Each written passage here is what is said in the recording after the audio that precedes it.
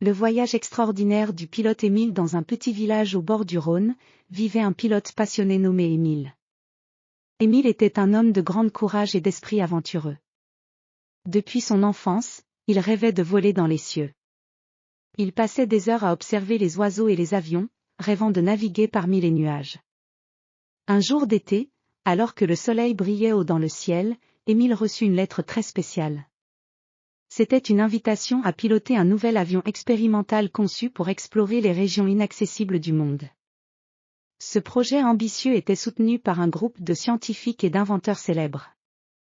Émile accepta avec enthousiasme, prêt à vivre l'aventure de sa vie. Le jour du départ, Émile se rendit à l'aérodrome où l'avion l'attendait. L'appareil était magnifique, avec une structure élégante et des ailes argentées qui brillaient au soleil. Les mécaniciens s'affairaient autour de l'avion, vérifiant chaque détail avec précision.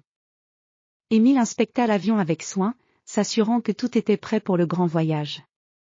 À l'heure convenue, Émile monta dans le cockpit et se prépara pour le décollage. Il fit un dernier tour d'horizon, observant le paysage paisible en contrebas. Puis, il tourna les clés du moteur, et l'avion rugit avec puissance. Les roues quittèrent le sol, et Émile sentit l'excitation monter en lui. Il était enfin en route pour l'inconnu. Les premières heures de vol furent agréables. Émile survola des champs dorés et des rivières scintillantes. Il se dirigea vers les montagnes majestueuses qui se dessinaient à l'horizon.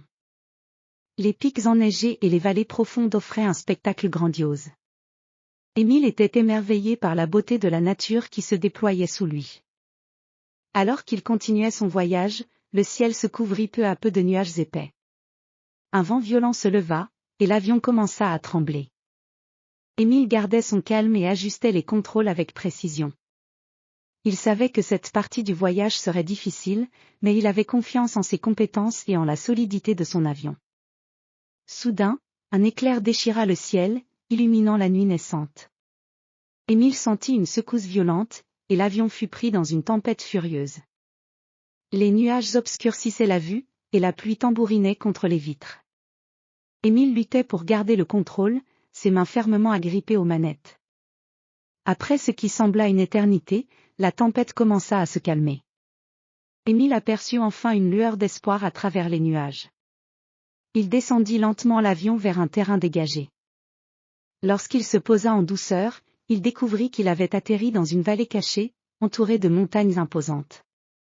Émile sortit de l'avion, admirant le paysage paisible qui s'étendait devant lui. La vallée était remplie de fleurs rares et de ruisseaux cristallins.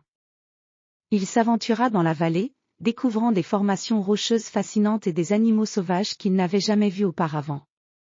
Il était émerveillé par la découverte de ce lieu secret. Il passa plusieurs jours à explorer la vallée, collectant des échantillons de plantes et prenant des notes sur ses observations. Chaque jour apportait de nouvelles surprises, et Émile était ravi de pouvoir partager ses découvertes avec le monde entier. Il savait que cette aventure changerait sa vie à jamais.